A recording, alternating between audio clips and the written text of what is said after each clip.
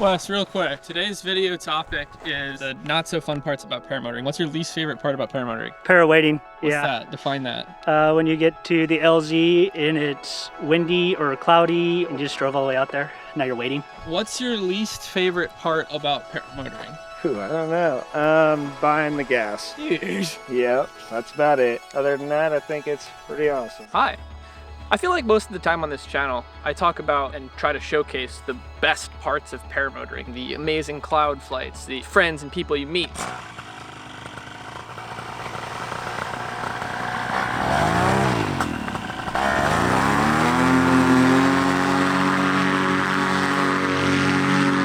I tend to not talk about the parts of paramotoring that are not so glamorous, and today I'm going to give you my 5 least favorite things about flying. Let's go join Wes in the air. Here's a bonus one before we start. My airbox cracked. I took it off. Now I'm just rocking the foamy, and it's gonna be a little louder. Stuff breaks. Today we're listening to Funk Jesus, the album by the Flozzies. Floozies? It rips. Can't forget the 360 camera, what am I doing?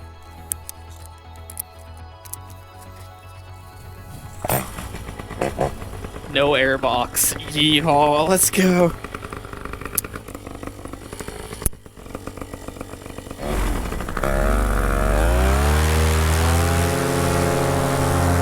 Oh, that was downwind for sure. Okay, let's start a discussion. I want to preface this and say that most of these things are inherent in this sport of paramotoring. It's like an unavoidable. So number one, this is probably a personal thing, but I hate dealing with the gear, transports, and breakdown of equipment, and shipping sometimes. Now, paramotors, when it comes to powered aircraft, they are the most portable one. However, for me, I hate taking apart and putting together a paramotor. It feels like this extra hurdle I have to do to go fly. Now, there are some paramotors like the PAP paramotor, which goes together like super fast, and I would actually be pretty stoked on flying that and just take it apart and put it back together. You can get that at backcountrybbg.com. But for the most part, I dread showing up somewhere and having to put a propeller on, assemble the cage. I don't know why it bothers me. It's just not that fun. And then just when it comes to traveling with it, a paramotor is a weirdly shaped, large thing. It's small, but you can't just throw it in the trunk of a car. Even a broken down one won't fit.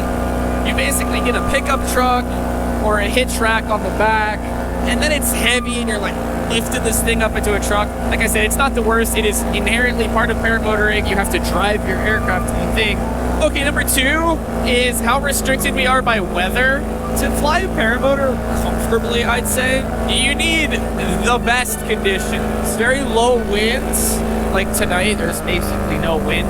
Or a location like the beach where the wind is coming from a body of water, or a really flat area where the wind isn't getting churned up and turned up by rotor obstacles, mountains and houses and stuff like that, making the air choppy. Now, you can fly a paramotor in the middle of the day, and it's alright, but it's usually really, really bumpy. It's not fun, it's like a different type of thing. A paramotor as an aircraft is very impractical. It's very slow. You have to be in really, really perfect conditions. So to do anything, any real-world aircraft tasks, it's basically impossible. Going along with comparing it to an airplane, number 3 is the gear itself. It's all really good for what it is right now. Like the MacFly I'm flying, the slider, it's very rolly, very fun to play around with. This motor, I can go full throttle on. It just goes straight up. Most paramotors don't do this. The MacFly does. Backcountry BPD will look at what the MacFly does. It's kind of my favorite paramotor right now. All that being said, paramotors break constantly. Like an aircraft is designed like a tractor almost. It's got that like double reinforced, low power, just big displacement, that kind of thing, where it's just going to be a very slow, reliable workhorse.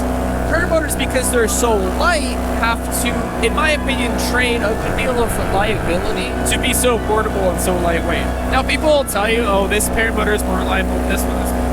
But at the end of the day, No one really wants to go fly their paramotor over a huge body of water because they don't trust their engine. It's a two-stroke. It's like a weed eater engine. It's a really nice one, like a dirt bike engine, but it's still a two-stroke engine, so you have two-stroke problems. And it just basically creates a aircraft that you don't trust 100%. Now, I've trusted the out of paramotors, don't get me wrong, but you know that you're taking a risk, whereas in an airplane, the likelihood of a failure is much, much lower, so people are willing to go fly over water, stuff like that. In a single-engine piston aircraft, wings are a wear item.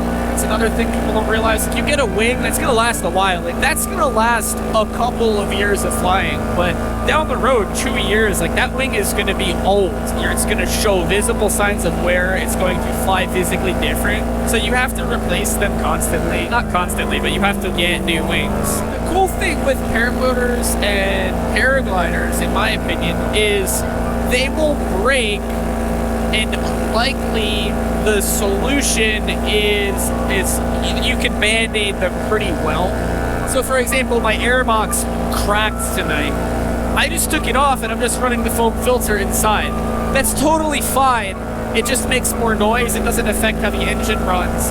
And the FAA isn't like, whoa, you can't do that. No one's telling me not to do that. Or for example, my brake line sheathing frayed right here. The Kevlar core is exposed. I could super glue this together and make it work, but I'm also flying it because I know that this inner core isn't going to break for a while. So it's stuff like this where, okay, something breaks down, but you can still go fly. Oh, the free ride is so good. Why are you so good?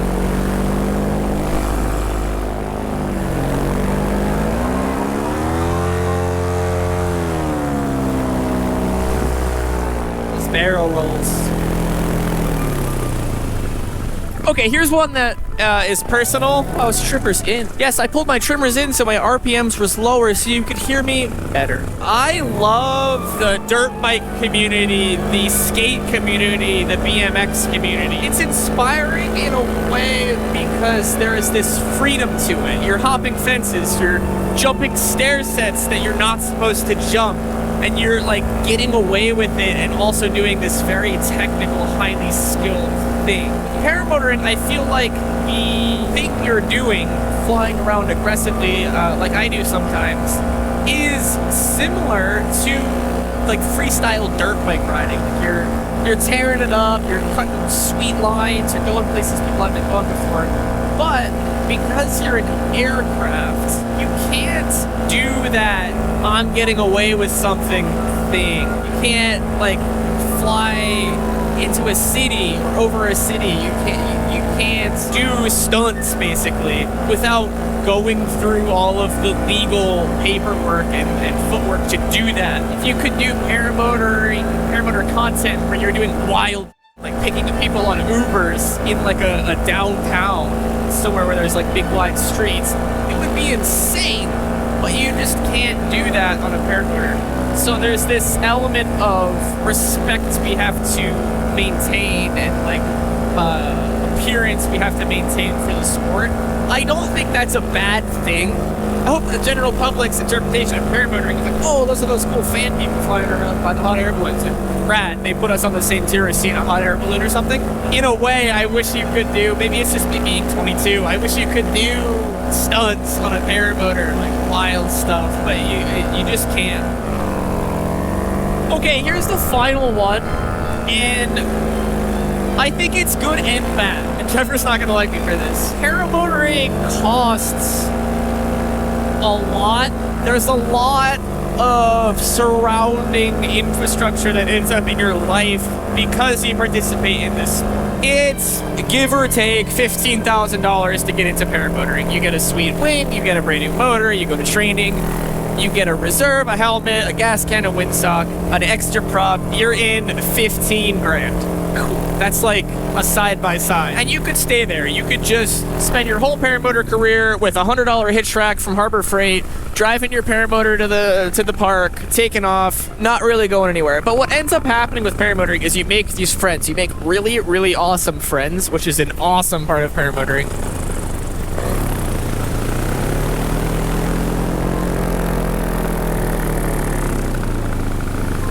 Oh, look at this line right here.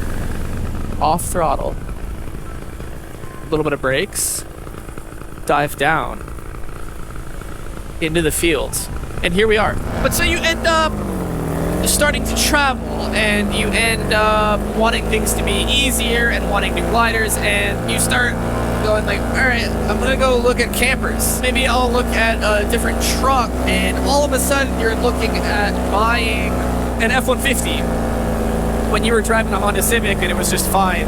But just all the other things related to paramotoring gets expensive really, really fast, like any power sport you travel for.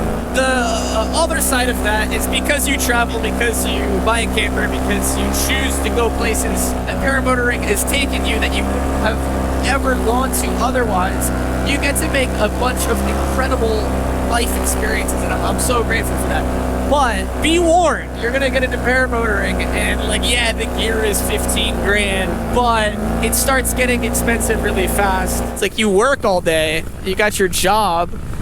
What are you gonna do with that money? Just stave it away? No, like save some of it, but spend some of it on yourself, on cool experiences, on witnessing the world. Go to Washington, check out a sweet mountain, fly around the field with a couple people you've never met before.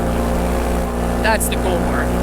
So those are my 5 biggest complaints about paramotoring. Otherwise, it's like the greatest thing in the world. The freedom to just be able to cruise through a field like this, hop over a tree line into other fields. Oh. And the more you do it, the more the paramotor feels like an extension of your body, if that makes sense. What a little playground this is.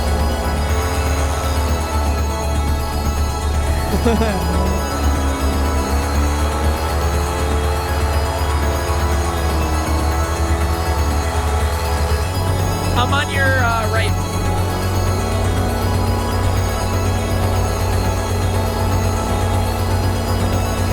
So that was 5 things that are not my favorite about paramotoring. They're definitely nitpicky complaints. The fact that I get to fly this little butt fan around in the sky is pretty magical, so definitely not complaining, but those would be my top 5 things I just don't love about flying. Gotta get on the Zoom meeting for full send.